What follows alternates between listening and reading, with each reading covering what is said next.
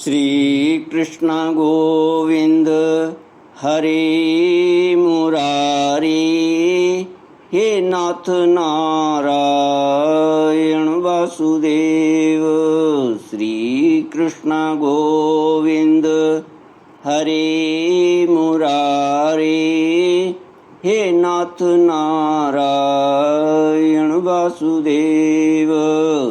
ओम नमो भगवते वासुदेवाय।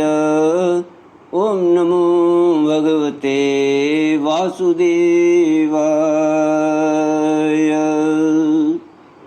कृष्णाय वासुदेवाय हरये परमात्मने प्रणतक्लेशनाशाय गोविन्दाय नमो नमः। सच्चिदानन्दरूपाय विश्वोत्पत्त्यादिहेतवे तापत्रयविनाशाय श्रीकृष्णाय वयं नमः। सच्चित आनंद स्वरूप परमात्मा जो सृष्टि के उत्पत्ति, पालन और संहार करता है तथा जीवों के आध्यात्मिक, आदि दैविक, आदि भौतिक तापों को नष्ट करने वाले हैं, अर्थात जीवों के मानसिक, शारीरिक और भौतिक दुखों को दूर करने वाले हैं, उन श्री कृष्ण भगवान को हम नमस्कार करते हैं। श्री कृष्ण गोविंद हरि मुरारी, हे नाथ नारायण वासुदेव। श्रीमद्भागवत महापुराणम पंचम स्कंद अथ प्रथमोऽध्यायः। राजोवाच प्रियव्रतो भागवत आत्मा राम कथं मुने, गृहे रमत यन्मूलः कर्मबन्ध पराभवः, न नूनं मुक्तसंगानां तादृशानां द्विजर्षभ, गृहेष्वभिनिवेशोऽयं पुंसां भवितुमर्हति। महतां खलु विप्रेषे उत्तमश्लोकपादयोः, छायानिवृत्तचित्तानां न कुटुम्बे स्पृहा मतिः। प्रियव्रत चरित्र। राजा परीक्षित ने पूछा, मुने महाराज, प्रियव्रत तो बड़े भगवत भक्त और आत्माराम थे, उनकी गृहस्थाश्रम में कैसी रुचि हुई जिसमें फंसने के कारण मनुष्य को अपने स्वरूप की विस्मृति होती है और वह कर्म बंधन में बंध जाता है। विप्रवर, निश्चय ही ऐसे निसंग महापुरुषों का इस प्रकार गृहस्थाश्रम में अभिनिवेश होना उचित नहीं है। इसमें किसी प्रकार का संदेह नहीं है कि जिनका चित्त पुण्य कीर्ति श्री हरि के चरणों की शीतल छाया का आश्रय लेकर शांत हो गया है, उन महापुरुषों की कुटुंब आदि में कभी आसक्ति नहीं हो सकती। ब्रह्मन, मुझे इस बात का बड़ा संदेह है कि महाराज प्रियव्रत ने स्त्री, घर और पुत्र आदि में आसक्त रहकर भी किस प्रकार सिद्धि प्राप्त कर ली और क्यों कर उनकी भगवान श्री कृष्ण में अविचल भक्ति हुई। श्री सुखदेव जी ने कहा, राजन,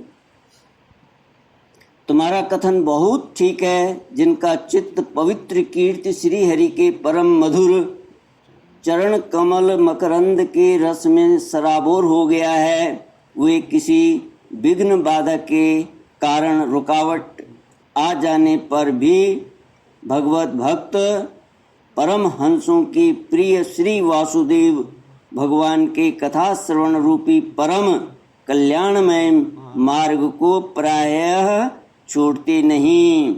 राजन, राजकुमार प्रियव्रत बड़े भगवत भक्त थे। श्री नारद जी के चरणों की सेवा करने से उन्हें सहज में ही परमार्थ तत्व का बोध हो गया था। वे ब्रह्म सत्र की दीक्षा निरंतर ब्रह्माभ्यास में जीवन बिताने का नियम लेने वाले ही थे कि उसी समय उनके पिता स्वयंभू मनु ने उन्हें पृथ्वी पालन के लिए शास्त्र में बताए हुए सभी श्रेष्ठ गुणों से पूर्णतया संपन्न देखकर राज्य शासन के लिए आज्ञा दी। किंतु प्रियव्रत अखंड समाधि योग के द्वारा अपनी सारी इंद्रियों और क्रियाओं को भगवान वासुदेव के चरणों में ही समर्पण कर चुके थे। अतः पिता की आज्ञा किसी प्रकार उल्लंघन करने योग्य न होने पर भी यह सोचकर कि राज्याधिकार पाकर मेरा आत्मस्वरूप स्त्री पुत्र आदि असत प्रपंच से आच्छादित हो जाएगा, राज्य और कुटुंब की चिंता में फंसकर मैं परमार्थ तत्व को प्रायः भूल जाऊंगा, उन्होंने उसे स्वीकार न किया। आदिदेव स्वयंभू भगवान ब्रह्मा जी को निरंतर इस गुणमय प्रपंच की वृद्धि का ही विचार रहता है। वे सारे संसार के जीवों का अभिप्राय जानते रहते हैं। जब उन्होंने प्रियव्रत की ऐसी प्रवृत्ति देखी तब वे मूर्तिमान चारों वेद और मरीचि आदि पार्षदों को साथ लिए अपने लोक से उतरे। आकाश में जहाँ तहाँ विमानों पर चढ़े हुए इंद्र आदि प्रधान देवताओं ने उनका पूजन किया तथा मार्ग में टोलियाँ बांधकर आए हुए सिद्ध गंधर्व साध्य चारण और मुनिजन ने स्तवन किया। इस प्रकार जगह जगह आदर समान पाते हुए साक्षात नक्षत्रनाथ चंद्रमा के समान गंध मादन की घाटी को प्रकाशित करते हुए प्रियव्रत के पास पहुँचे। प्रियव्रत को अध्यात्म विद्या का उपदेश देने के लिए वहाँ नारद जी भी आए हुए थे। ब्रह्मा जी के वहाँ पहुँचने पर उनके वाहन हंस को देखकर देव ऋषि नारद जान गए कि हमारे पिता भगवान ब्रह्मा जी पधारे हैं। अतः वे स्वयंभू मनु और प्रियव्रत के सहित तुरंत खड़े हो गए और सबने उनको हाथ जोड़कर प्रणाम किया। परीक्षित, नारद जी ने उनकी अनेक प्रकार से पूजा की और सुमधुर वचनों में उनके गुण और अवतार की उत्कृष्टता का वर्णन किया। तब आदि पुरुष भगवान ब्रह्मा जी ने प्रियव्रत की ओर मंद मुस्कान युक्त दया दृष्टि से देखते हुए इस प्रकार कहा। श्री ब्रह्मा जी ने कहा, बेटा, मैं तुमसे सत्य सिद्धांत की बात कहता हूँ, ध्यान देकर सुनो। तुम्हें अप्रमेय श्री हरि के प्रति किसी प्रकार की दोष दृष्टि नहीं रखनी चाहिए। तुम्हें क्या हम महादेव जी, तुम्हारे पिता स्वयंभू मनु और तुम्हारे गुरु ये महर्षि नारद भी विवश होकर उन्हीं की आज्ञा का पालन करते हैं। उनके विधान को कोई भी देहधारी न तो तप विद्या योग बल या बुद्धि बल से, न अर्थ या धर्म की शक्ति से और न स्वयं या किसी दूसरे की सहायता से ही टाल सकता है। प्रियवर, उसी अव्यक्त ईश्वर के दिए हुए शरीर को सब जीव जन्म मरण शोक मोह भय और सुख दुख का भोग करने तथा कर्म करने के लिए सदा धारण करते हैं।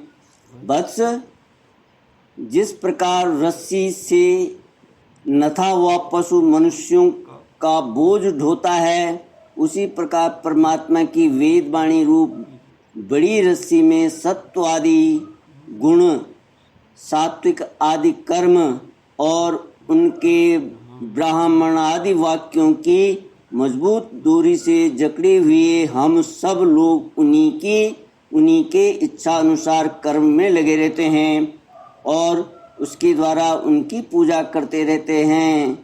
हमारे गुण और कर्मों के अनुसार प्रभु ने हमें जिस योनि में डाल दिया है उसी को स्वीकार करके वे वैसी व्यवस्था करते हैं।